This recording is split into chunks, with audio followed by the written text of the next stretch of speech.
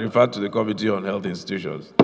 The sixth order of the day is commencement of debate on the general principles of a bill for an act to amend Pension Reform Act 2014 to provide for the exemption of the Nigerian police force from the Contributory Pension Scheme and for related matters standing in the name of Honorable Francis Wave. Honorable members will recall that the bill was read the first time on Thursday, 13 September 2021, and I invite Honorable Wade to move that the bill will now read a second time.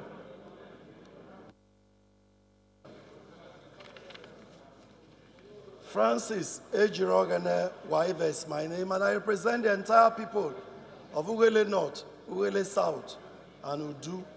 Mr. Speaker, I'm from Delta State. I rise to move for the second reading of a bill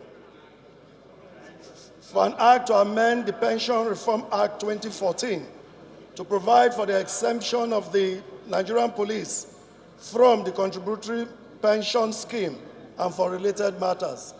I so move, Mr. Speaker. Respect now. So, Mr. Speaker, thank you. I am Honorable Ben Roland Sigbakwa. I represent Ethiop East, Ethiop West. By the special grace of God, we are from Delta State. Mr. Speaker, I rise to second the motion for the bill to be read a second time, ably moved by my dear brother. I beg to second. Honorable Nnamobi. Honorable Nnamobi, you are not taking permission. Wait, very quickly, lead your debate. Waive is my name, and I represent the entire people of Ugele North, Ugele South, and Udu. Mr. Speaker, I'm from Delta State. A bill for an act to amend the Pension Reform Act 2014 to provide for the exemption of the Nigerian police from Contributory Pension Scheme and related matters. Mr. Speaker, it's my honor to lead this debate on the proposed amendment to the Pension Reform Act of 2014 to provide for the exemption of members of the Nigerian police force from the Contributory Pension Scheme. This bill seeks to amend Section 5, subsection 1, paragraph A of the Pension Reform Act of 2014 to include the Nigerian police among those categories of services personnel that are not part of the Contributory Pension Act, like the armed forces, the DSS, the intelligence agencies are not part of the Contributory Pension Act. When the Nigerian police was brought under this act, the aim was to ensure that they get enhanced welfare, both while they are serving and at retirement. But Mr. Speaker, honorable colleagues, this has not been the case.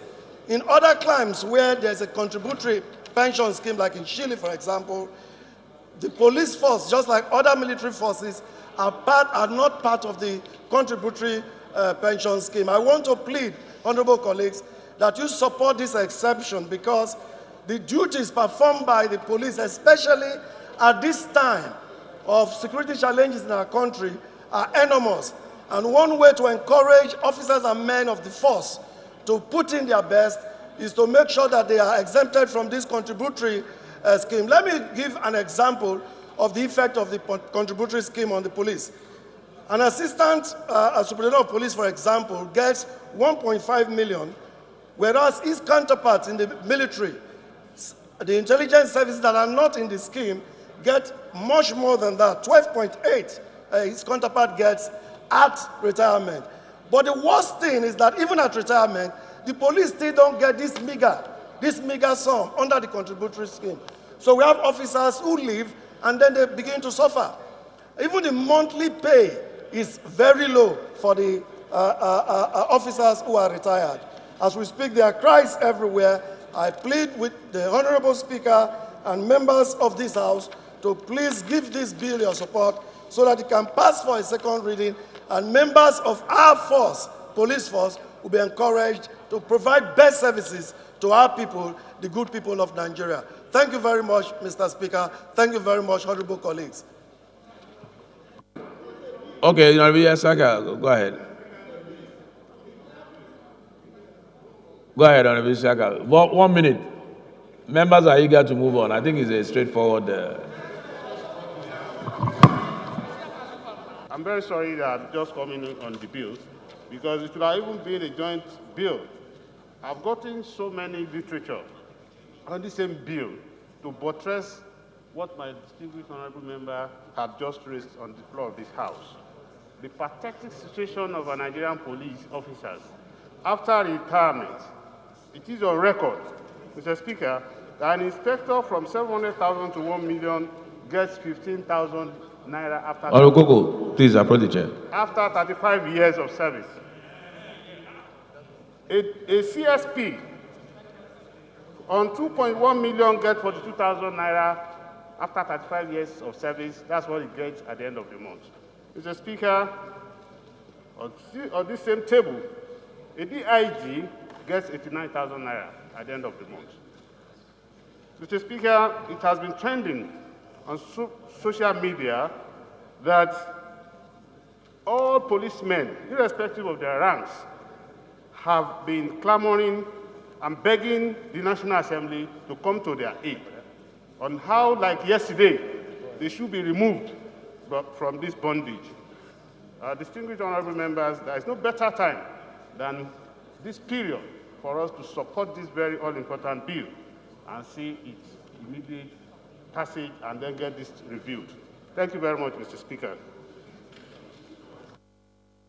2, 3, everybody, so many people want to talk, and I think it's important we allow members to, but we'll just take 2, 3 so that we can move on. Your mic. Your mic. Put on your mic. You had your hand on. Clark, good afternoon, everybody. Mr. Speaker, I was going to rise to second the motion ably moved by Honorable Francis, and I noticed that Rep. Isiaka had done so. That's how I was raising my answer.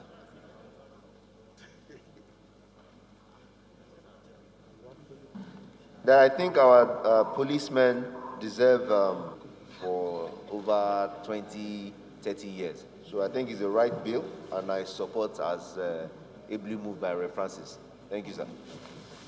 Thank you. Attentively to the mover of the bill, and I share with sentiments shared in there.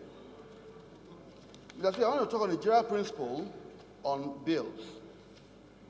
It does appear that this pension reform is of no use. From the argument and from what we feel is like the pension reform is worthless and useless. If I quote him, he said it has brought unbearable and regrettable consequences for police officers. Therefore, he seeks to extricate police from the pension reform. Very good. But are we going to extricate every party? Or are we now supposed to look at ways and remedying the pension reform? Why will a police officer be getting 15,000? The equivalent in the army will be getting 180. That's discriminatory. Why? Is it because certain things we are giving to? The question I want to ask, is it the same thing for a teacher and the police? Or is it that the military were singled out for that preference? In my own mind, it's good to save police, but are we going to save police alone and allow the doctors and teachers to die? They will also come now to say, extricate police from pension reform, teachers from pension reform. I think now that the pension reform is the problem itself. Are we going to treat it like segmentally and not all? If pension reform or whatever does not favor police, what can we do to say it favors everybody? It's a cause, Mr. Speaker, for you to serve your nation, only to die in penury. That is why when we talk about corruption, Mr. Speaker, if you don't know how your beautiful wife will look like when she's old, you look at your mother-in-law. So if you work and you die, you look at those who retired. Hunger is killing them. People are tempted to go and steal now and keep for rainy days. That's the issue. So what do we do? I agree that you should pass the second reading, but at that committee, they should look at not only police suffering, all those suffering. What do we do to remedy it? So people, not only the amount they get, they don't get it on time. In some cases, they use pension and gratuity to do funerals for the people. It's unfair. Therefore, I agree it should pass, but let us look at holistically what can be done to other segments. I so move, Mr. Speaker. Thank you, Honorable Abonta has spoken in favor. We'll move on to. Yeah. Georgia. I represent the good people of the Squad Mulu Federal Constituency. I'm from Abia State. Mr. Speaker, this is a very straightforward piece of legislation. But before I go on, I have to ask my brother that if anybody wishes to amend the pension fund, contributory pension scheme. Honorable Ado, is he here? Okay.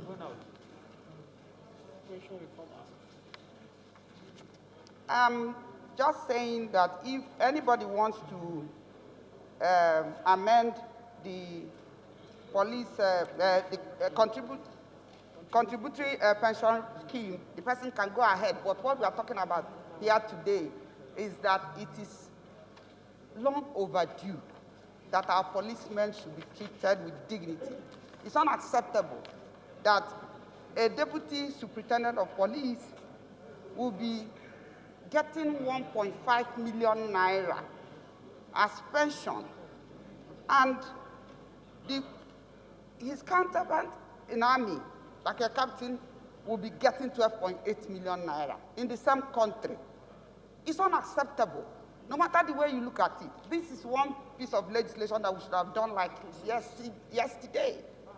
And so I do not want to believe that at this particular time, the police will be treated differently from DSS, from military, because they do the same work. It's about protection of lives and property. Even the police are the people who are more on the ground with us.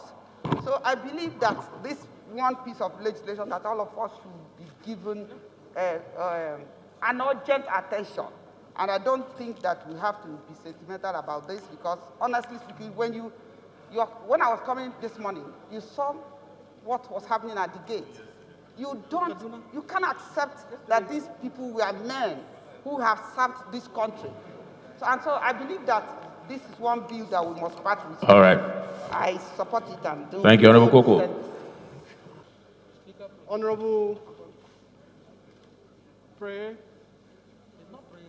Honorable Francis, you have done something that no any other member have did it. Under this new legislative year we just started. Honestly, I'm a typical example of this act or the exemption of the police officers from the Contributory Pension Scheme should even look at. I'm a typical example. The reason why I say that is I retired as a CSP. I've been telling, everybody knows. But if I tell you what I collect as my pension monthly, as a CSP, colonel equivalent, I collect 23,000 naira, Mr. Speaker. 23,000 naira after serving 15 years diligently. But sir, when you look at a colonel in the army, or you look at in the DSS, or any other services, the difference is clear. Mr. Speaker, I have to add my voice because of the experience. What I saw yesterday in Kaduna on television. Police officer that served 35 years. When you're looking wretched, Mr. Speaker, looking wretched. That's one woman that even said she has defended her old mother, her old father, they're still alive, but they're not even valuing her because you say, why do you go to the police? Why do you serve this country 35 years? You cannot even help us to eat food after your service. The reason why is Contributory Pension Scheme. Mr. Speaker, honorable colleagues, I urge you, please, for the sake of God, for the sake of this country, for the sake of the security we are yearning every day, every night, every hour in this chamber, to assist police officers who are living, to assist police officers who are serving this country diligently. I spoke with IG last 2 weeks.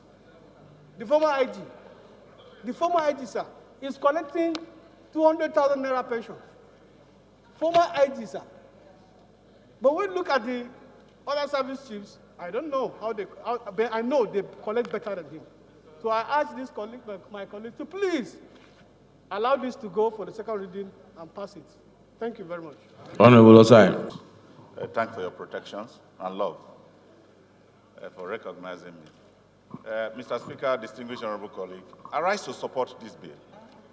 Laudable. And I want to commend the honorable member from Ueli, a federal constituency, for the thought of bringing this great bill to protect those of them that have served us. In the course of, Mr. Speaker, extra authority should be given to the committee that is going for public hearing to hear the expert advice. And that extra authority shall be a part of the resolution given to the committee to look into that if any other stakeholder that are part and parcel of this contributory pension scheme deem fit and appear before the committee, that they as a group also want to exit because they have not seen anything beneficiary to that, they should also be incorporated in going forward. But I support this bill wholeheartedly, and I ask every one of us to give light to this bill. Okay, so we'll take Honorable Mongono and Honorable. Mr. Speaker, honorable members, I fully associate myself with all the submissions of those who spoke in support of this bill and adopt same as mine, and wish to further add that the primary responsibility of government is the protection of lives and property.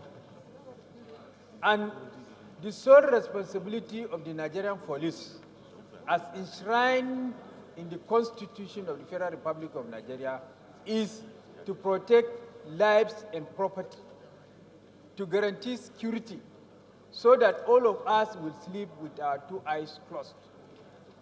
While the military is charged with the responsibility of protecting the territorial integrity of this country.